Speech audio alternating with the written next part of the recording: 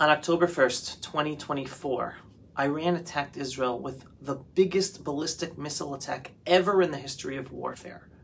Almost every single Israeli was in a safe room all over the country for an hour of continuous Iranian rocket attacks. Miraculously, thanks to God above, only one person was killed in that attack, a Gaza Arab Muslim who was in Jericho. Besides a few people injured from shrapnel, nobody else was hurt, thank God. It was a huge, huge miracle. Another sign that God above is watching over us here in our ancestral homeland, because things could be so much worse. That's just one of the daily miracles that we have witnessed taking place in this war, whether people are recognizing it or not. Now, Israel has still yet to respond against Iran's attack, and we have to respond. And this is our best opportunity to finally destroy Iran's nuclear capabilities and remove their nuclear threat, not just from Israel, but from the world. Because that is a threat that threatens the whole freedom-loving world. Why hasn't Israel retaliated yet? Well, because of the Biden-Harris administration trying as hard as anything to stop us from attacking Iran. And that if we do attack Iran, then the Biden-Harris administration are pressuring us not to attack any of their nuclear facilities, which makes no sense if they care about ending it, their nuclear threat. What's their claim? They are trying to stop a regional war, which makes no sense, because Iran already has launched a regional war against us here in Israel, having their proxies shoot at us from Iraq, Lebanon, Yemen. They're not only shooting at us, they're shooting at ships, American ships, British ships. And the only way to stop Iran from continuing to terrorize the world and Israel, and to make the world safer, is to take out their nuclear facilities. And now's the time. Well, before I go into more detail about the immoral backstabbing of the Biden-Harris administration of Israel, I want to share the words of a true leader who truly is looking out for humanity and the world. Yesterday you said that you endorse Israel proactively defending itself by hitting Iran's nuclear sites, which is something that President Joe Biden does not endorse. Do you not feel like this could lead to a likelihood of an all-out conventional war between Iran and Israel? And do you not agree with Joe Biden and his assessment? I think the idea of allowing a genocidal, theocratic, unstable dictatorship that is desperate to avoid being overthrown by its own people to develop nuclear weapons is about the most dangerous and irresponsible thing that the world could ever allow. And if Israel were to stop that genocidal, theocratic, unstable government from acquiring nuclear weapons, it would be a gift by the Jewish state to humanity. That's true leader. That was Canadian opposition leader Pierre Poilievre saying clearly that Israel striking the Islamic Republic of Iran's nuclear sites would be a gift from the Jewish state to humanity. That is a leader showing exactly what Biden and Harris are not. Instead, the Biden-Harris administration is doing everything to stop Israel from responding to Iran forcibly, and especially not to attack their nuclear facilities and end their nuclear threat. Just recently, the Biden administration invited Israel's defense minister Gallant to Washington, D.C. Why the defense minister and not the prime minister? Well, because, as I have explained to you in many previous episodes, the U.S. foreign policy establishment, in a sense, owns Israel's senior security leaders. That is why at each stage of this war, since the beginning, Israel's senior security leaders, including the IDF chief of staff and our defense minister, always parroted the plans and pushback of the Biden-Harris administration instead of wanting to win this war like we need to do. The U.S. administration didn't want a full military escalation in Gaza, so neither did the IDF High Command or the defense minister. The Biden-Harris administration didn't want Israel to go on the offensive in Rafah, so neither did the IDF High Command or the defense minister. And this has been throughout the whole war. With every single thing that we did do, it was against the Biden administration and against the initial thoughts of the defense establishment. Netanyahu deciding to move forward on what to do in the war in Gaza, in Lebanon, and now hopefully with Iran, has always been against the wishes and pressures and threats of the Biden-Harris administration and Israel's own senior defense establishment officials, including our own defense minister. He has only come on board after Netanyahu decides what to do. Basically, we're doing it, are you on board or not? Here again, with Lebanon, the Biden-Harris administration tried going against Netanyahu's back by inviting our defense minister to Washington, D.C. for meetings, basically to get marching orders from Washington of what we can or can't do in Iran. Here again, Netanyahu decided that he would not allow Israel's defense minister to fly to Washington before Biden has a phone call with him, Netanyahu. Because Netanyahu wants to have that conversation first with President Biden on what Israel plans to do in response to Iran, not leave it for them to pressure our defense minister. As a result, Biden and Harris were on the phone with Netanyahu yesterday. And the planned trip for Israel's defense minister? Well, it's probably not going to happen now, since there's no need. Netanyahu nipped the backstabbing of the Biden-Harris administration in the bud. And this isn't the first time that they tried to backstab us like this. Back when Gantz was part of the government, before he left the government in the middle of the war, right, showing where his loyalties lay, President Biden invited him to D.C. for meetings, again, against the wishes of Prime Minister Netanyahu. Surprise, surprise. Upon Gantz's return to Israel, he was pushing the Biden-Harris agenda, stopping us from trying to win the war. That trip also was done behind the back of Prime Minister Netanyahu. That's probably why he ended up leaving the government, because he saw he was having no influence on Netanyahu, and because Netanyahu was not letting him push forward with his marching orders that he was getting from the Biden administration. So here is the good news. News reports are saying that Netanyahu did not share the detailed military plans of our upcoming strike in Iran with Biden and Harris on the phone call. This is major news. Why? Well, first of all, they want to know everything. But Netanyahu knows that any information we give to Biden or Harris or their administration ends up in Iran. Every single step of the way, the Biden administration announces to the world via the press what Israel is planning or not planning to do. That's why you're seeing the headlines. Israel planning to do that, not planning to do that. And that goes all public. Imagine what the Biden administration are saying privately to Iranian officials about Israel's plans that is not being reported in the news, right? Allowing Iran to plan ahead for what Israel is planning to do. And even if it is not Biden or Harris directly, one only has to see who the person is, one of the key intelligence officials in the White House. A man who literally decides what intelligence information to tell President Biden in the daily intelligence briefs. His name is Maher Bitar, and he serves as Deputy Assistant to the President and Coordinator for Intelligence and Defense Policy at the NSC, National Security Council. Bitar is a known anti-Israel Jew-hater with decades of work and a vast resume of anti-Israel activity that is written up quite well in this article. So instead of me telling you all the horrible things he's been doing over the decades that are anti-Israel, just go to that article, Google it, and read up on it.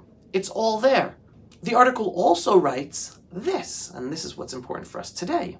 Quote, as explained by journalist Caroline Glick in an article published by the Jewish News Syndicate in 2021, the position of Senior Director of Intelligence at the NSC, with which Biden awarded Bitar, despite his anti-Semitic past, is one of the most important in the U.S. intelligence community.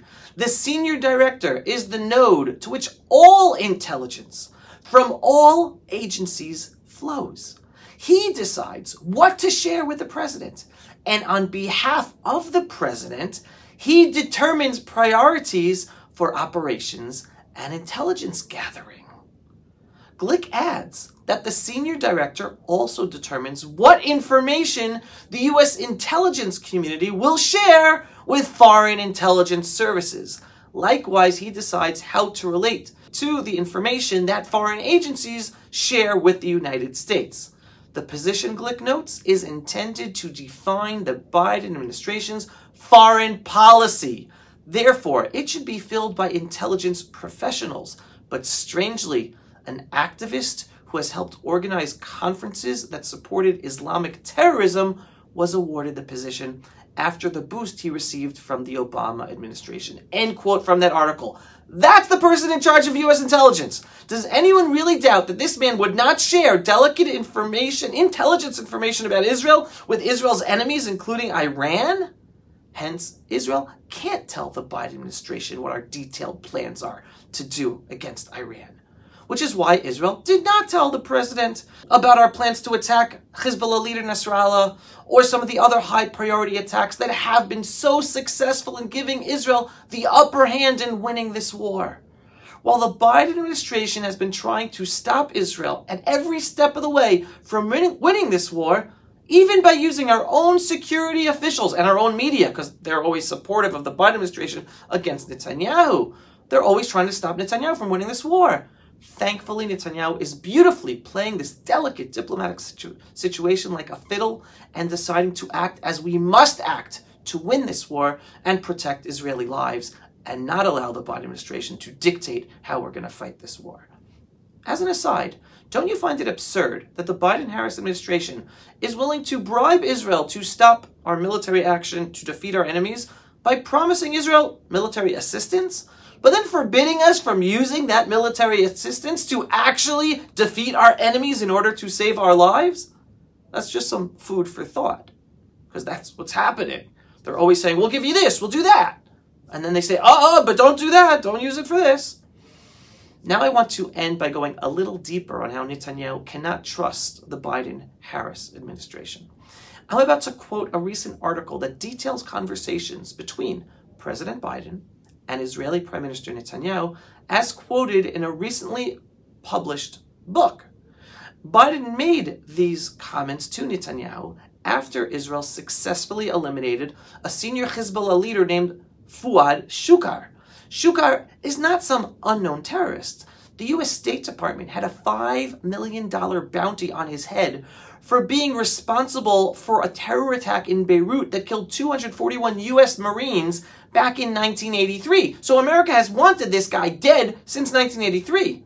So Israel successfully eliminated him in a pinpoint strike on July 30th, 2024, after he had eluded the United States for 4 decades. Do you think Biden congratulated Netanyahu for finally eliminating this horrible terrorist that has 241 U.S. Marine blood on his hand that America hasn't succeeded in getting? Do you think that Biden gave Israel the $5 million reward for finally eliminating him? Nope.